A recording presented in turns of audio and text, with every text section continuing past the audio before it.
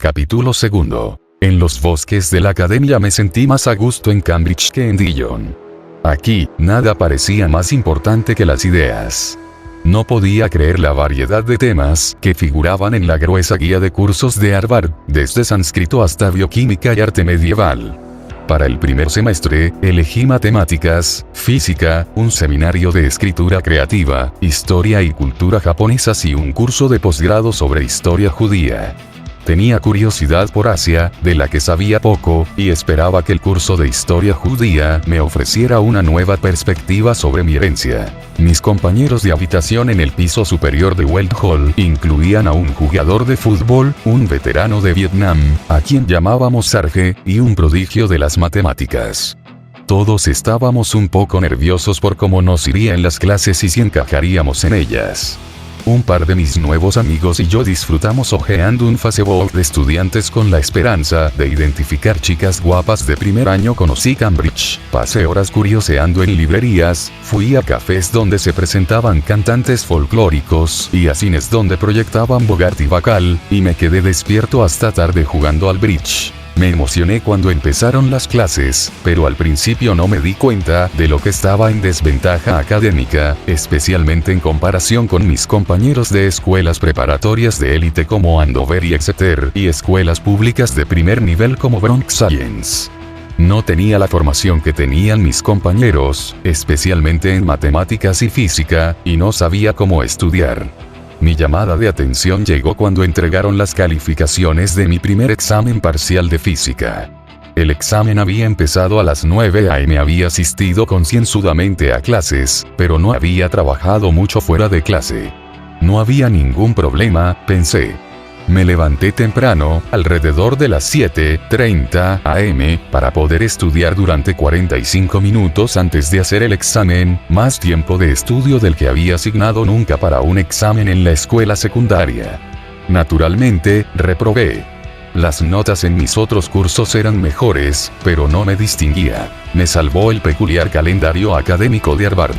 Las clases de otoño terminaban antes de Navidad, pero los exámenes finales no se daban hasta mediados de enero. Entre las vacaciones y los exámenes había un periodo de varias semanas, llamado el periodo de lectura, durante el cual se esperaba que los estudiantes completaran los trabajos finales y estudiaran para los exámenes finales.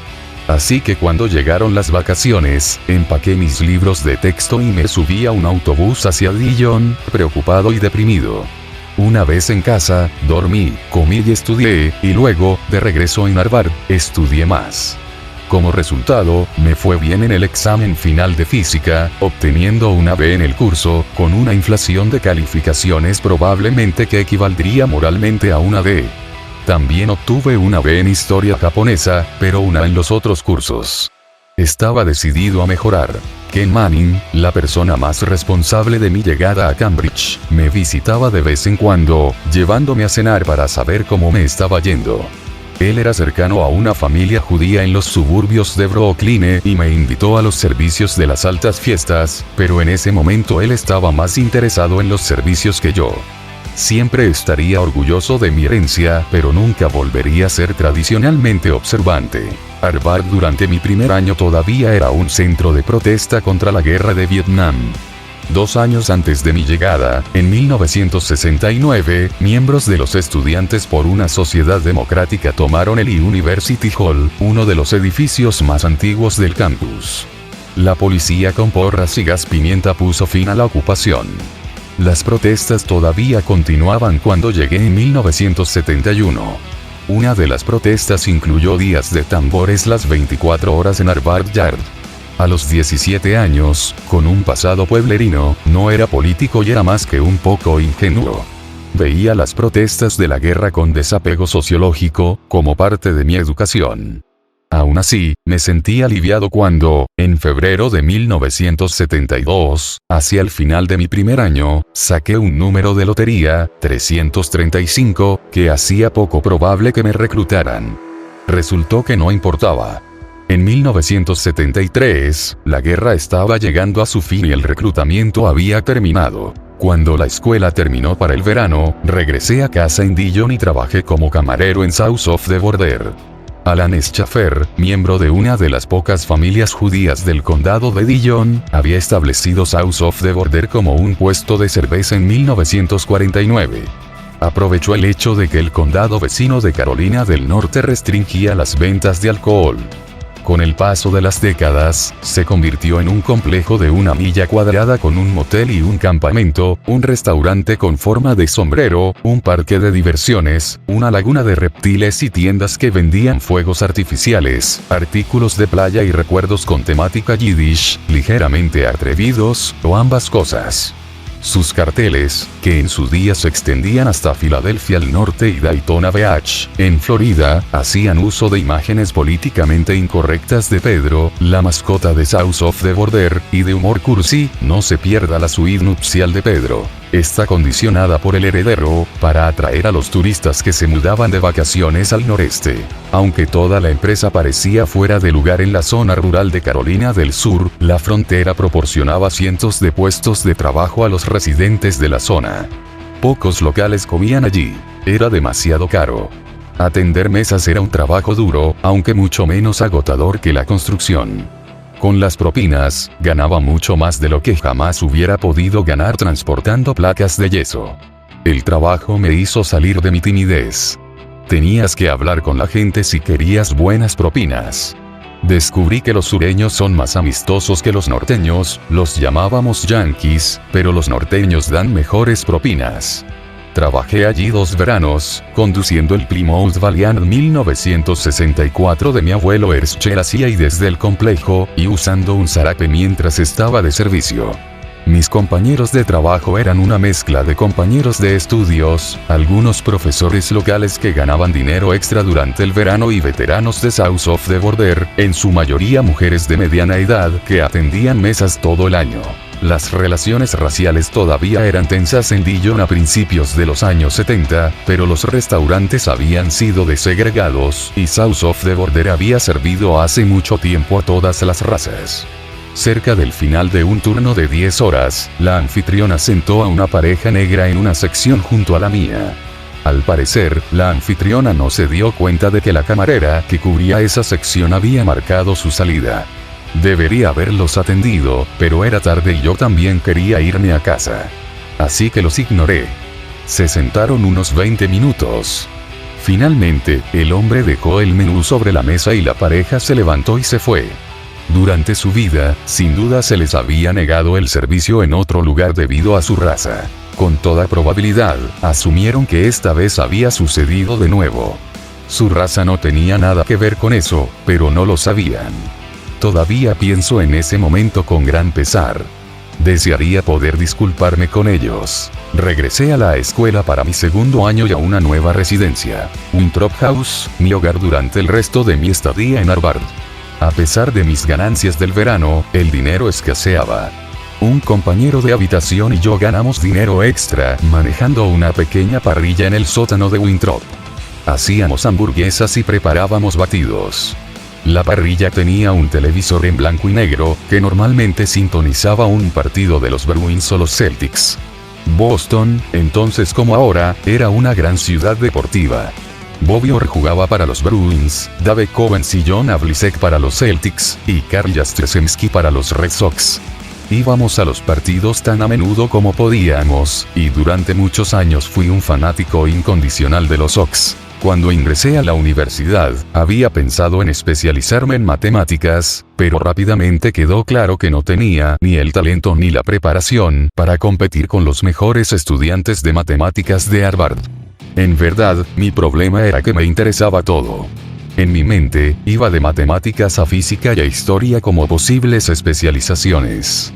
Había disfrutado del curso de escritura creativa que había tomado en primer año, así como de un curso de Shakespeare que tomé en segundo año, así que consideré brevemente especializarme en inglés. En el otoño de mi segundo año, tomé la decisión de último momento de tomar ECTS, Economía Introductoria, dictada por el destacado economista conservador Martin Feldstein. Feldstein daba conferencias a cientos de estudiantes en un auditorio enorme, y gran parte de la enseñanza real se impartía en pequeñas secciones dirigidas por estudiantes de posgrado o profesores jóvenes. Mi líder de sección era Lee Jones, ahora profesor en la Universidad de Boston. Jones estaba interesado en las economías de los países en desarrollo, y me ayudó a ver la economía como una materia intelectualmente desafiante, que también podría mejorar las vidas de millones de personas. También me gustó que la economía me ofreciera una manera de combinar mis intereses tanto en matemáticas como en historia. Esa primavera declaré que la economía sería mi especialidad. Después de 2 años en Harvard, solo había tomado el curso introductorio de economía. Para ponerme al día, me inscribí en 4 cursos de economía en el otoño de mi tercer año. Uno de ellos, Econometría y Análisis Estadístico, lo impartía un profesor senior, Dale Jorgenson, que se convertiría en mi mentor. Era brillante, con un temperamento sereno combinado con una forma cortada de hablar. Y fue muy bueno conmigo. Me contrató como asistente de investigación durante los 2 veranos siguientes y me brindó consejos profesionales con generosidad. Bajo su tutela, aprendí a programar una computadora con tarjetas perforadas y a construir modelos matemáticos de la economía. En ese momento, el foco de gran parte del trabajo de Jorgenson era la economía de la energía, un tema especialmente importante durante la década de 1970, cuando los fuertes aumentos en el precio del petróleo estaban provocando tanto inflación como recesión en la economía estadounidense. Mi trabajo con él fue la base de mi tesis de grado, en la que exploré cómo las políticas energéticas del gobierno afectaban el desempeño de la economía en general. Mi investigación de pregrado también condujo a mi primera publicación profesional, escrita en conjunto con Jorgenson. Analizamos los efectos de los topes de precios del gas natural impuestos por el gobierno y concluimos que inhibían el desarrollo de nuevos suministros de gas y, por lo tanto, eran contraproducentes. Invitaron a Jorgenson a testificar ante el Congreso sobre el tema y me llevó con él. Mi tesis de grado fue nombrada la mejor tesis de economía de pregrado de 1975 en Harvard y, a pesar del duro comienzo de mi primer semestre, me gradué summa cum laude y Phi Beta Kappa. También gané una beca de la Fundación Nacional de Ciencias, lo que significaba que la NSF pagaría mi matrícula y gastos durante los primeros 3 años de la escuela de posgrado, donde quiera que eligiera ir. Puse mi mira en el Instituto Tecnológico de Massachusetts, cuyo programa de doctorado en economía era ampliamente considerado como el mejor del mundo. Me preocupaba que Jorgenson se enojara si elegía el MIT en lugar de Harvard, pero dijo, tienes que ir al mejor lugar. El MIT, aunque no estaba a más de 1,5 kilómetros y una parada de metro de distancia, era muy diferente de Harvard. Harvard se deleitaba con su larga historia y sus tradiciones. Hasta donde pude ver, el MIT prescindía felizmente de tales sentimientos. La ciencia y la ingeniería dominaban la cultura y el currículum, y los estudiantes tenían poco tiempo para materias más suaves. Más tarde, como asistente de cátedra de posgrado, impartí un curso de economía altamente matemático a estudiantes de pregrado del MIT. Cuando pregunté a algunos estudiantes qué los llevó a tomar el curso, me informaron que satisfacía el requisito de humanidades para estudiantes de pregrado del MIT. Como decía el chiste sobre la división entre el MIT y Harvard, una tienda de comestibles popular está situada aproximadamente a mitad de camino entre las 2 escuelas. Un cartel frente a la tienda anunciaba, 5 latas de sopa por $1. Un estudiante entra y pregunta, ¿cuánto por 10 latas? El empleado responde, ¿eres de Harvard y no sabes contar o del MIT y no sabes leer? El programa de economía del MIT estaba ubicado en la Escuela de Administración Sloan, en el extremo este del campus, entre Kendall Square y el río Charles. Hoy, Kendall Square está llena de empresas tecnológicas, condominios de lujo y restaurantes gourmet, pero en aquel entonces era una colección de almacenes destartalados y otras estructuras poco impresionantes. La escena gustativa era la de un restaurante grasiento. La existencia de un programa de economía de primera categoría en una escuela de ingeniería fue un poco accidental. El momento crítico llegó en 1940, cuando un joven Paul Samuelson, que aún no había terminado su doctorado, aceptó trasladarse al MIT desde Harvard. Samuelson, que ganaría el premio Nobel y escribiría el libro de texto de economía más influyente de la historia, había realizado un trabajo fundamental como estudiante de posgrado en la aplicación de métodos matemáticos sofisticados a la economía.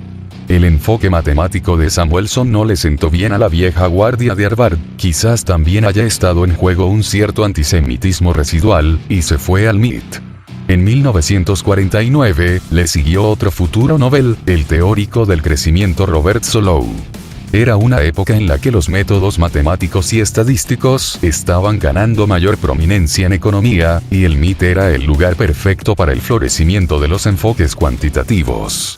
Cuando llegué allí en 1975, los métodos matemáticos estaban bien arraigados, pero la economía estaba en ebullición debido a un nuevo conjunto de controversias entre la economía keynesiana y la nueva economía clásica. El keynesianismo, que propugnaron Samuelson y Solow, se basa en las ideas del famoso economista británico John Maynard Keynes. Keynes, en su búsqueda de una cura para la Gran Depresión, trató de desarrollar una explicación general de los auges y las caídas económicas. Sus escritos a menudo fueron oscuros, y los historiadores del pensamiento económico siguen debatiendo qué quería decir realmente Keynes. Pero, al menos tal como lo interpretan sus seguidores más influyentes, el análisis keynesiano depende en gran medida de la noción de que los salarios y al menos algunos precios son rígidos, es decir, no se ajustan con la suficiente rapidez para garantizar siempre el pleno empleo y la plena utilización del stock de capital, fábricas y equipos.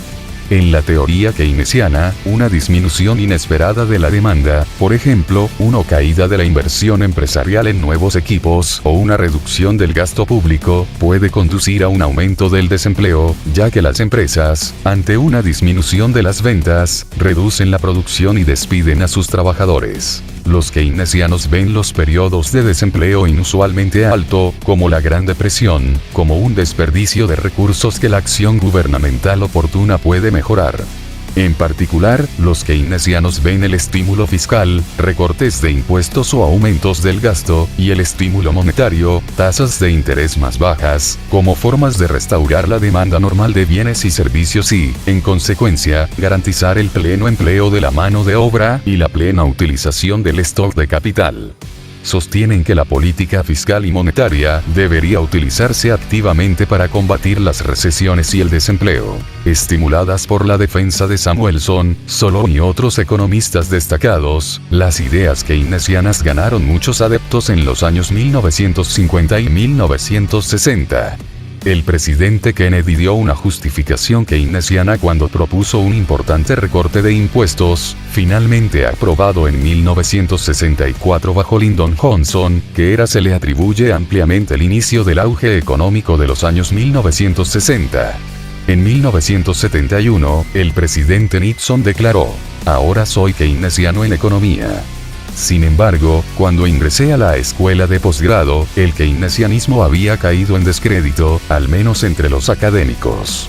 En parte, la disminución de la popularidad del keynesianismo en el ámbito académico reflejó el mal desempeño de la economía en los años 1970, especialmente el marcado aumento de la inflación, que se atribuyó al gasto gubernamental excesivo, para la guerra de Vietnam y para los programas de la Gran Sociedad del presidente Johnson, y a una política monetaria demasiado laxa. Las tasas de interés se mantuvieron demasiado bajas durante demasiado tiempo. Muchos economistas también cuestionaron los fundamentos teóricos del keynesianismo. ¿Por qué, por ejemplo, los salarios y los precios son rígidos, como requieren los modelos keynesianos, en lugar de ajustarse libremente en respuesta a las presiones de la oferta y la demanda? Los modelos keynesianos de la época no tenían buenas explicaciones. En respuesta a la insatisfacción, un grupo de economistas encabezados por Robert Lucas de la Universidad de Chicago, Thomas Sargent de la Universidad de Minnesota y Edward Prescott, también de Minnesota, todos futuros premios Nobel, desarrollaron la macroeconomía clásica. En esencia, Lucas y sus colegas revivieron, en formas modernizadas y matemáticas, la clásica visión de la mano invisible de Adam Smith de los mercados autoajustables. La idea de que los mercados libres producen resultados socialmente deseables aunque cada comprador y vendedor actúe puramente por motivos egoístas. Abandonaron la noción keynesiana de salarios y precios rígidos, asumiendo en cambio que los mercados siempre están en equilibrio entre oferta y demanda, excepto quizás en el muy corto plazo. Si ese es el caso, entonces las recesiones no reflejan un desperdicio significativo de recursos, como creen los keynesianos. Más bien, son periodos en los que la economía se está ajustando de manera más o menos óptima a cambios como una desaceleración del crecimiento de la productividad. En contraste con el keynesianismo, la nueva economía clásica tenía una visión negativa tanto de la necesidad como de la eficacia de la intervención gubernamental en la economía. En particular, si los salarios y los precios se ajustan rápidamente para equilibrar la oferta y la demanda, la política monetaria tiene, en el mejor de los casos, efectos de corta duración sobre la producción y el empleo. La nueva economía clásica fue muy influyente cuando yo estaba en la escuela de posgrado, en parte debido a sus innovaciones metodológicas. Sin embargo, muchos economistas, si bien estaban de acuerdo en que el keynesianismo tradicional tenía deficiencias, se sentían incómodos con las conclusiones de la nueva economía clásica, en particular la implicación de que la política monetaria podía tener solo efectos fugaces sobre el empleo o la producción.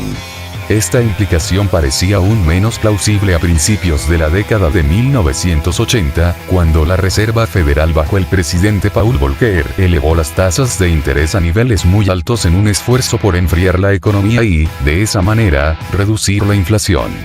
Aunque las políticas de Volcker vencieron la inflación, también produjeron una recesión profunda y sostenida, una contradicción directa con la economía neoclásica, que dice que eso no debería suceder. Algunos investigadores trabajaron para incorporar las ideas y los avances técnicos de la nueva escuela clásica en un keynesianismo modernizado. En el MIT, entre ellos se encontraba Stanley Fischer, un joven profesor originario de Rhodesia del Norte. Su trabajo en la fusión de las ideas neoclásicas y keynesianas conduciría a la llamada síntesis neo-keynesiana que sustenta el pensamiento de la mayoría de los economistas convencionales en la actualidad. Fundamentalmente, los nuevos keynesianos, utilizando nuevos modelos y enfoques, rehabilitaron la visión de que los salarios y precios rígidos pueden hacer que los mercados estén fuera de equilibrio entre la oferta y la demanda durante un periodo sostenido. En consecuencia, regresaron a la caracterización keynesiana original de las recesiones como un despilfarro y restauraron los roles de las políticas fiscales y monetarias para ayudar a mantener la economía cerca del pleno empleo. Como estudiante de posgrado y recién llegado a estas controversias, no era ni devotamente pro ni anti-keynesiano. Quería ver a dónde me llevaría mi propio viaje intelectual. Con el tiempo, me convencí de que las ideas neo-keynesianas, alineadas con ideas de otras escuelas de pensamiento, incluidos elementos de los enfoques neoclásicos, brindan el mejor marco para la formulación de políticas prácticas. Fue Stan Fischer quien, cerca del final de mi primer año en el MIT, más influyó en el curso de mis estudios. Después de tomar su clase de primer año en macroeconomía y política monetaria, fui a hablar con él sobre la posibilidad de centrarme en esas áreas. Stan me sugirió algunos libros, entre ellos A Monetary History of the United States, 1867-1960, de Milton Friedman y Anna Schwartz, publicado en 1963. Me dijo que el tomo de 860 páginas me entusiasmaría o me haría dormir, y que debía sacar la inferencia correcta de mi reacción. El libro me pareció fascinante. Después de haber pasado mi primer año en la escuela de posgrado absorbiendo principalmente métodos matemáticos, me gustó especialmente el enfoque principalmente histórico de Friedman y Schwartz. Analizaron la historia de Estados Unidos durante casi un siglo para tratar de entender cómo la política monetaria afecta a la economía. En particular, documentaron como 3 episodios de contracción de la oferta monetaria por parte de la Reserva Federal, uno antes del colapso de la Bolsa de Valores de 1929 y 2 en los primeros años de la Depresión, habían ayudado a que la depresión fuera tan terrible como fue. Después de leer a Friedman y Schwartz, supe lo que quería hacer. A lo largo de mi carrera académica, me centraría en cuestiones macroeconómicas y monetarias. Mi vida cambió de otra manera importante durante esos años. Conocí a Anna Friedman en octubre de 1977, al comienzo de mi tercer año en el MIT, justo cuando estaba empezando a trabajar en mi tesis. Ella era una estudiante de último año, con especialización en química y especialización en español en el Wellesley College, 14 millas al oeste del MIT. Mike Smith, compañero de habitación en Harvard y más tarde mi padrino de boda, nos organizó una cita ciegas.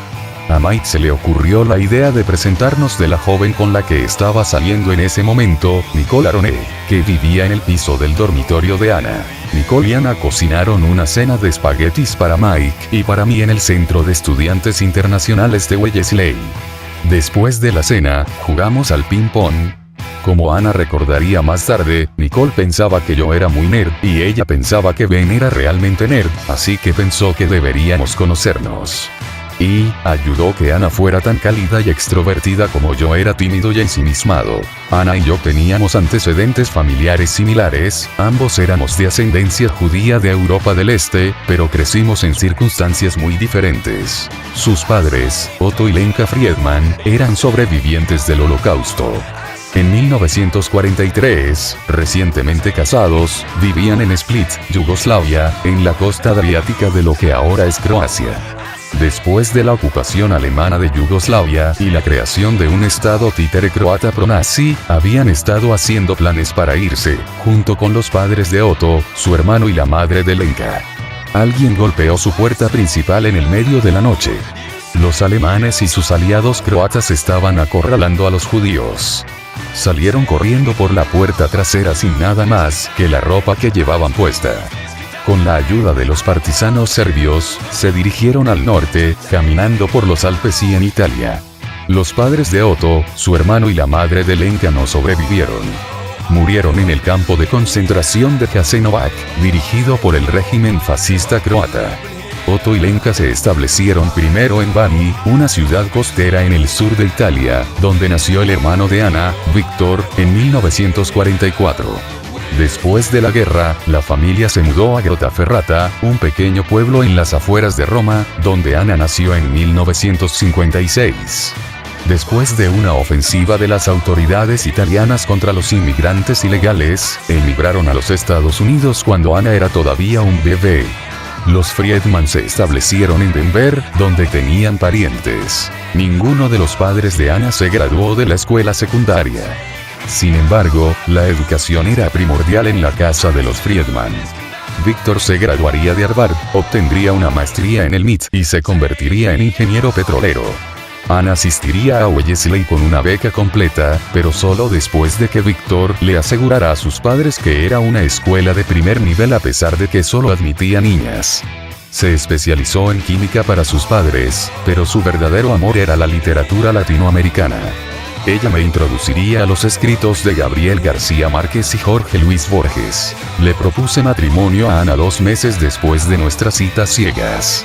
Nos casamos el 29 de mayo de 1978, en el Templo Israel en Boston, 3 días después de la graduación de Ana. Pasamos nuestra luna de miel en Italia, visitando la casa de los Friedman en Grottaferrata y conocimos a gente que los padres y el hermano de Ana habían conocido cuando vivían allí. Nuestro primer hogar juntos fue un pequeño apartamento infestado de cucarachas en un edificio de apartamentos de ladrillo de 6 pisos de color canela y marrón a 3 cuadras de Harvard Square. Mi beca de la Fundación Nacional de la Ciencia se había terminado y vivíamos de mi estipendio de asistente de cátedra y de lo que Ana ganaba trabajando como recepcionista en la oficina de un optometrista en Harvard Square. Para entretenernos, presupuestamos $5 por semana para jugar juntos al pinball en un lugar al otro lado de la calle de nuestro apartamento. Mientras trabajaba para terminar mi tesis, solicité puestos de docencia y me ofrecieron puestos de profesora asistente en Harvard, Stanford y Princeton, entre otros. Mientras tanto, Ana fue aceptada en varios programas de maestría en literatura española. Acordamos Stanford. Durante el verano antes de que comenzara mi trabajo y el programa de Ana y yo compartimos una casa cerca del campus de Stanford con un amigo de la escuela de posgrado, Jeremy Bullough. Para ayudar a pagar el alquiler, invitamos a Mark Hertler, un conocido de Jeremy, a unirse a nosotros. Mark había obtenido su doctorado en Stanford un año antes y había acordado pasar el verano allí trabajando en su investigación. Mark y yo estábamos entusiasmados por comenzar nuestras carreras y descubrimos que teníamos muchos intereses en común. Hablamos durante horas. Fue el comienzo de una larga y fructífera colaboración y amistad. Mi primer desafío en Stanford fue la docencia. Mi puesto era en la escuela de posgrado de negocios en lugar del departamento de economía. A los 25 años, yo era más joven que muchos de los estudiantes que habían regresado a la escuela después de varios años de trabajo. Eran escépticos ante mi juventud e inexperiencia, probablemente con razón. A menudo pagaban sus propios cursos y buscaban un buen rendimiento de sus dólares de matrícula. Me habían formado principalmente en economía teórica, pero rápidamente aprendí a vincular mis conferencias con cosas que los estudiantes en última instancia querían hacer. Les pedí, por ejemplo, que analizaran las políticas económicas de los países de mercados emergentes y que pensaran en las implicaciones para invertir o iniciar un negocio en esos países. La experiencia me ayudó a abordar la economía de una manera más aplicada. Y descubrí que era bueno explicando las cosas. Después de leer a Friedman y Schwartz en el MIT, me había convertido en un aficionado a la Gran Depresión de la misma manera que otras personas son aficionados a la guerra civil, leyendo no solo sobre la economía de la época, sino también sobre política, sociología e historia. Pero la pregunta esencial, el santo grial de la macroeconomía, lo llamaría yo, era por qué se produjo la depresión y por qué fue tan larga y profunda. Básicamente, era la misma pregunta que yo le había hecho a mi abuela cuando era niño en Charlotte. Antes de Friedman y Schwartz, la opinión predominante, basada en el libro de John Kenneth Galbraith de 1954 de Great Crash, 1929, era que la depresión fue provocada por los excesos especulativos de la década de 1920 y el consiguiente colapso del mercado de valores. Friedman y Schwartz demostraron que el colapso de la oferta monetaria a principios de la década de 1930, en lugar del Gran Crash, fue la causa más importante de la depresión. La pronunciada disminución de la oferta monetaria dañó la economía principalmente al inducir una deflación severa, caída de salarios y precios. Los precios en los Estados Unidos cayeron casi un 10% anual en 1931 y 1932. Esta violenta deflación a su vez llevó a los hogares y las empresas a posponer compras e inversiones de capital en previsión de precios más bajos más adelante, deprimiendo la demanda y la producción. Además, el patrón oro internacional, que creó un vínculo monetario entre los países vinculado al oro, propagó la deflación y la depresión de Estados Unidos al exterior. La perspectiva de Friedman y Schwartz fue reveladora, pero me pregunté si el colapso de la oferta monetaria y la deflación resultante, tan grave como fue, podría explicar por sí solo la profundidad y duración de la depresión. El desempleo en los Estados Unidos se disparó al 25% en 1933, desde menos del 5% antes del colapso de 1929. No bajó del 10% hasta la víspera de la entrada de Estados Unidos en la Segunda Guerra Mundial, a pesar de que la deflación se produjo en su mayor parte antes de 1933. Me pareció que la falta de crédito después del colapso del sistema bancario también tuvo que haber jugado un papel significativo en la crisis.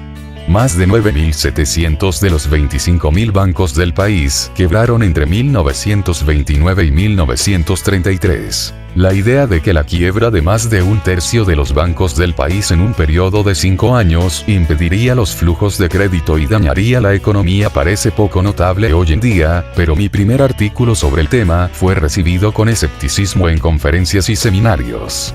Muchos economistas de la época veían al sistema financiero como un velo. Básicamente, un sistema de contabilidad que llevaba un registro de quién poseía qué, no algo que tuviera efectos independientes significativos en la economía. Seguramente, argumentaban, si el banco de una empresa quiebra, la empresa buscará financiación en otro lugar. Pero, en realidad, encontrar financiación alternativa puede no ser tan fácil. El colapso de un banco, que resulta en la destrucción efectiva de su experiencia acumulada, información y red de relaciones, puede ser muy costoso para las comunidades y las empresas a las que sirve. Multiplique ese daño por más de 9.700 quiebras bancarias y podrá entender fácilmente por qué la interrupción del crédito ayuda a explicar la gravedad de la depresión.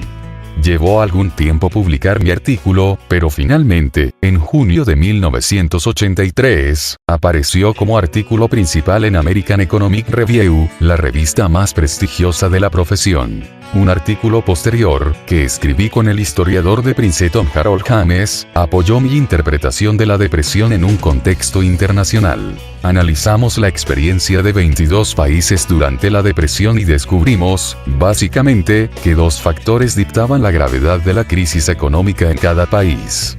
El primero fue el tiempo que el país permaneció con el patrón oro. Los países que abandonaron el oro antes pudieron permitir que sus reservas monetarias crecieran y así escapar de la deflación. Ese hallazgo concordaba con el énfasis de Friedman y Schwartz en la oferta monetaria. El segundo factor fue la gravedad de la crisis bancaria del país, en consonancia con mi opinión sobre la importancia del crédito así como del dinero. Durante gran parte de los años 1980 y 1990, Hertler y yo, más tarde se nos unió uno de sus estudiantes, Simon Gilchrist, ahora de la Universidad de Boston, trabajamos en el análisis de cómo los problemas en el sistema financiero pueden exacerbar las crisis económicas. Identificamos un fenómeno que llamamos el acelerador financiero. La idea básica es que las recesiones tienden a bloquear el flujo de crédito, lo que a su vez empeora la recesión. Durante una recesión, los bancos prestan con más cautela a medida que aumentan sus pérdidas, mientras que los prestatarios se vuelven menos solventes a medida que sus finanzas se deterioran. Los bancos más cautelosos y los prestatarios menos solventes significan que el crédito fluye con menos libertad, lo que impide las compras de los hogares y las inversiones de las empresas. Estas disminuciones en el gasto exacerban la recesión. En términos más generales, nuestro trabajo subrayó la importancia de un sistema financiero saludable para la economía. Por ejemplo, implicaba que las recesiones son peores cuando los hogares y las empresas comienzan con altos niveles de deuda, ya que la caída de los ingresos y las ganancias hace que sea más difícil para los prestatarios pagar sus deudas existentes o pedir prestado más. Del mismo modo, si el sistema bancario de un país está en mal estado al comienzo de una recesión, la desaceleración probablemente será peor. En casos extremos como la depresión, un colapso bancario puede ayudar a crear una caída económica prolongada. La teoría del acelerador financiero también ayuda a explicar por qué la deflación es tan perjudicial, además de la tendencia de los hogares y las empresas a diferir las compras. Si los salarios y los precios están cayendo, o incluso si están creciendo a tasas inesperadamente lentas, los ingresos de los prestatarios pueden no crecer lo suficientemente rápido como para permitirles seguir con sus pagos de préstamos. Los prestatarios bajo presión para realizar los pagos de los préstamos naturalmente reducirán otros tipos de gastos, y sus condiciones financieras más débiles harán que les resulte más difícil obtener crédito adicional. La deflación de la década de 1930 condujo a quiebras generalizadas y moras, empeorando gravemente una situación ya mala. Mis lecturas e investigaciones me dejaron algunas lecciones duraderas de la depresión para los banqueros centrales y otros responsables de las políticas.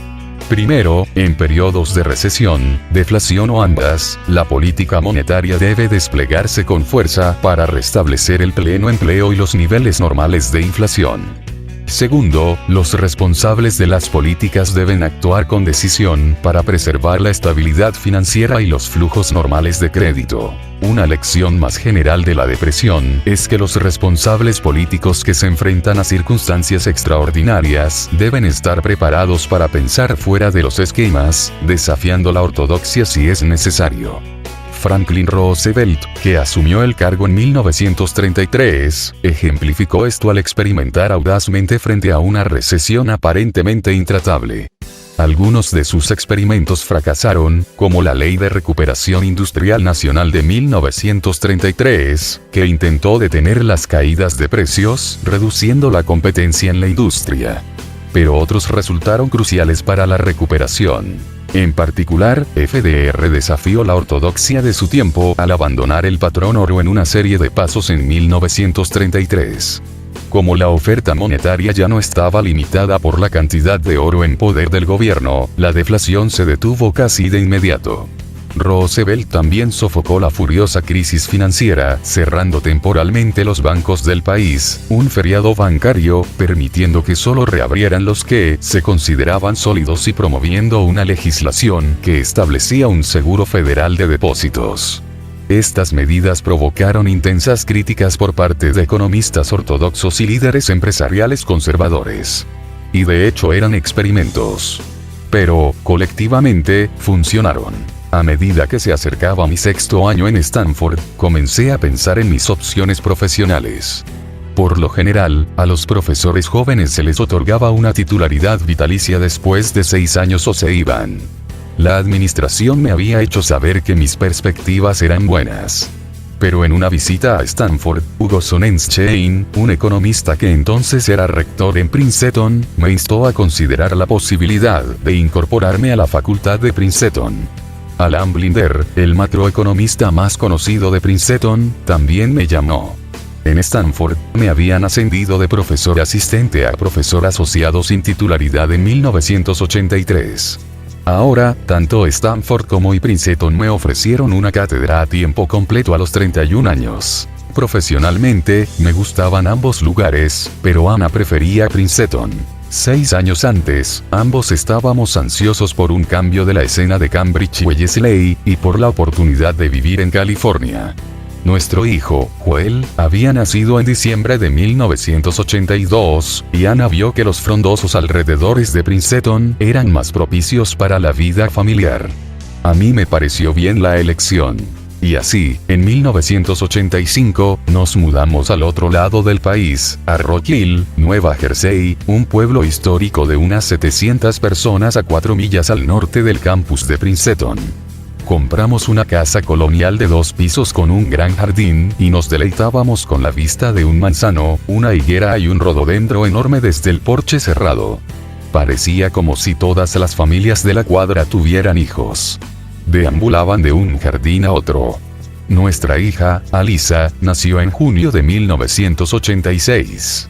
David y Cristina Romer, profesores de economía junior en Princeton, vivían a una cuadra de nosotros y también estaban esperando un bebé. Después de 6 años en Rock Hill, nos mudamos a una casa más grande en Montgomery Township, a unas 8 millas al norte del campus.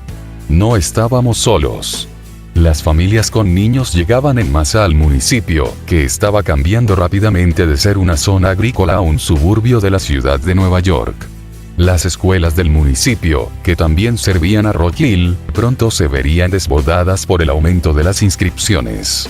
Ana y yo éramos educadores, en ese momento ella enseñaba español en la escuela privada Princeton Day School, y ambos creíamos firmemente que todos los niños merecían una educación de calidad.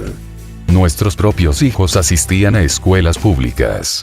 Ana, que estaba más conectada con la red de padres locales que yo, me convenció de que me presentara como candidata a la junta escolar, o como ella diría más tarde, yo lo obligué a presentarse. Fui elegido 2 veces y cumplí 6 agotadores años. Se desató una batalla constante entre los recién llegados al municipio, como nosotros, que querían más y mejores escuelas, y los residentes de toda la vida, que se preocupaban por el costo. Observé más de una vez que 2 de las cosas que más le importaban a la gente eran el bienestar de sus hijos y minimizar sus impuestos, y aquí había un caso en el que estos valores entraban en conflicto directo. En 2000, mi último año en la Junta, di el 5º voto decisivo a favor de pedir a los votantes que aprobaran una emisión de bonos que aumentaría los impuestos a la propiedad para pagar nuevas escuelas. 5 años después, abrió sus puertas una nueva escuela secundaria. Para entonces, Ana y yo nos habíamos mudado a Washington, y tanto Joel como Alisa estaban en la universidad. Mis intereses de investigación siguieron evolucionando en Princeton, influenciados por nuevos colegas y por las ideas que se filtraban en la profesión. Estaba empezando a centrarme más en la política monetaria. Cómo funciona, cómo medir si la política es restrictiva o laxa, cómo estimar los efectos en la economía de un cambio de política. Mi interés en la política monetaria me llevó a aceptar varios papeles de asesoramiento en 3 bancos regionales de la Reserva Federal, en Boston, Filadelfia y Nueva York, y a hacer visitas y presentaciones en la Junta de Gobernadores, la sede de la Reserva Federal, en Washington. Sabía que el proceso de formulación de la política monetaria podía ser en sí mismo bastante complejo. En la mayoría de los bancos centrales del mundo, las decisiones políticas las toman comités, cuyos miembros deben analizar una amplia gama de información económica. Y no basta con que los miembros del comité estén de acuerdo sobre una política. Las decisiones políticas y sus fundamentos también deben comunicarse claramente, incluso a la legislatura, normalmente, el organismo responsable de supervisar al Banco Central, y a los participantes en los mercados financieros, porque los efectos de las decisiones de política monetaria dependen crucialmente de cómo respondan los tipos de interés y los precios de los activos. Es más probable que la formulación de políticas sea coherente y la comunicación eficaz cuando ambas están respaldadas por un marco intelectual coherente.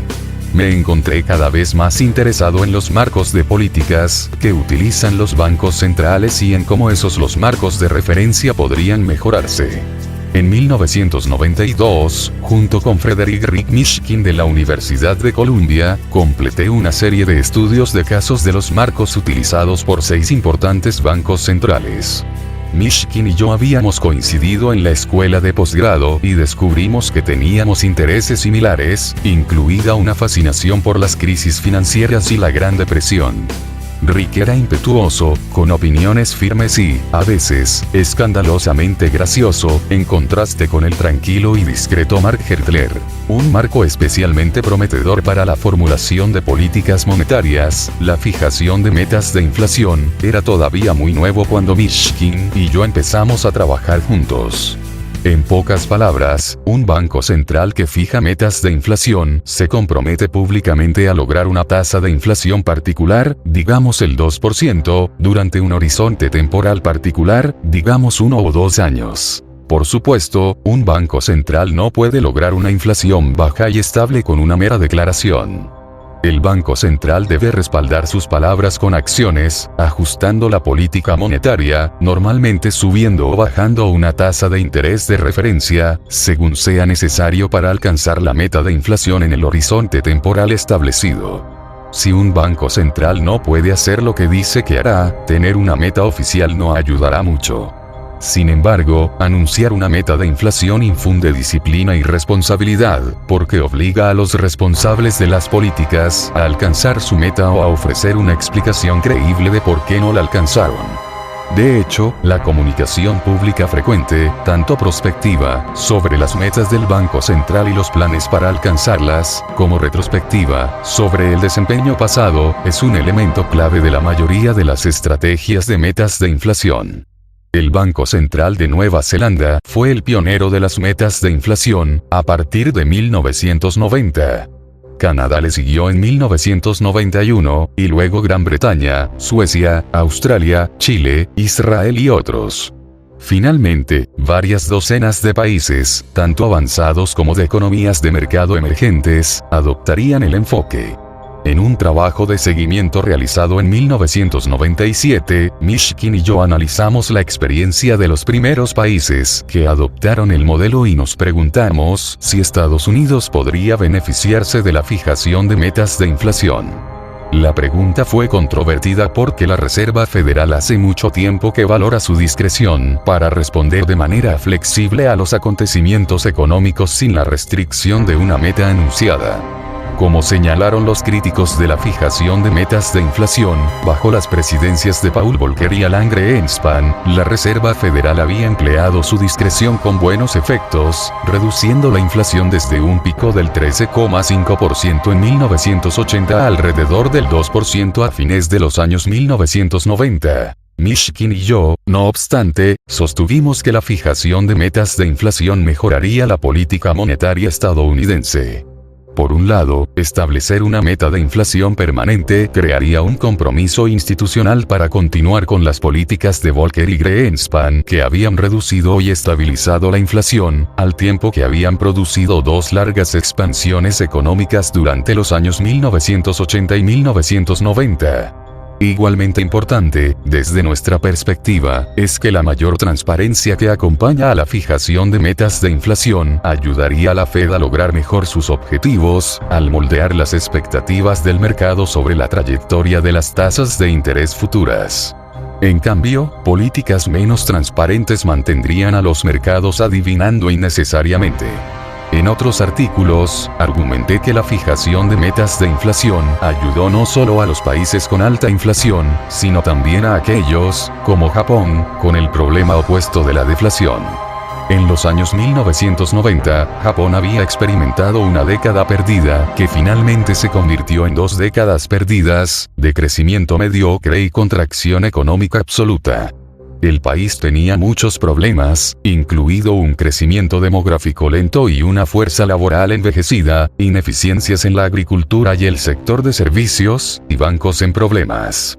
Sin embargo, me pareció que la deflación que siguió al colapso de los mercados bursátiles y de bienes raíces japoneses a principios de los años 1990 seguramente fue una de las razones principales de que Japón pasó de ser una de las economías más dinámicas del mundo a ser quizás la economía avanzada más lenta. En un artículo de 1999, sugerí que la fijación de metas de inflación no solo podría haber ayudado a evitar que Japón cayera en la deflación, al inducir al Banco de Japón, el banco central del país, a reaccionar más rápidamente a la caída de la inflación, sino que también era parte de la cura para salir de la deflación. Para entonces, el Banco de Japón había reducido las tasas de interés a corto plazo a 0 y se había comprometido a mantener las tasas en 0 hasta que se calmaran las preocupaciones deflacionarias. Con los precios todavía cayendo, Japón necesitaba una política monetaria aún más flexible, pero sus responsables políticos afirmaron repetidamente que, como las tasas de interés no pueden ser inferiores a 0, habían hecho todo lo que podían. Yo no estaba de acuerdo. En primer lugar, sugerí que, en lugar de seguir ofreciendo la vaga promesa de que las preocupaciones deflacionarias se calmarían, el Banco de Japón debería tratar de cambiar las expectativas de inflación del público, estableciendo un objetivo explícito para la inflación. En segundo lugar, señalé que, incluso con la tasa de interés a corto plazo en 0, Japón tenía otras herramientas para estimular la economía, como la compra de grandes cantidades de activos financieros, una sugerencia que también hizo Milton Friedman. Mi diagnóstico de la situación japonesa fue correcto, creo. De hecho, el Banco de Japón adoptaría mis sugerencias unos 14 años después. Sin embargo, el tono de mis comentarios fue a veces duro. En una conferencia en Boston en enero de 2000, comencé preguntando si los funcionarios japoneses sufrían de una parálisis autoinducida, los acusé de haberse escondido detrás de pequeñas dificultades institucionales o técnicas para evitar tomar medidas, los critiqué por respuestas confusas o inconsistentes a sugerencias útiles de académicos como yo, y concluí culpándolos por su falta de voluntad para experimentar. Tal vez sea hora de que en Japón se adopte algo de determinación rooseveltiana, pontífico. Años después, tras haber soportado las críticas fulminantes y cuestionadoras de los motivos de políticos, páginas editoriales e incluso colegas economistas, me encontré deseando haber reducido mi retórica anterior. En 2011, en respuesta a una pregunta de un corresponsal de un periódico japonés, confesé: ahora soy un poco más comprensivo con los banqueros centrales que hace 10 años. En 1996, me pidieron que fuera presidente del Departamento de Economía de Princeton, puesto que ocuparía durante 6 años. Ser presidente implicaba prestigio y cierta capacidad para establecer la agenda del departamento, pero no mucha autoridad real. Los asuntos importantes se decidían por consenso del profesorado, con un aporte considerable de la administración de la universidad. Más tarde bromeé diciendo que yo era responsable de las decisiones políticas importantes, como si se debían servir donas o bagels en la hora del café del departamento. Las decisiones sobre contratación y titularidad de los profesores generaban más controversia. Los profesores a menudo presionaban para que se incorporaran colegas que creían que compartían sus propias opiniones o que fortalecerían su subcampo dentro del departamento.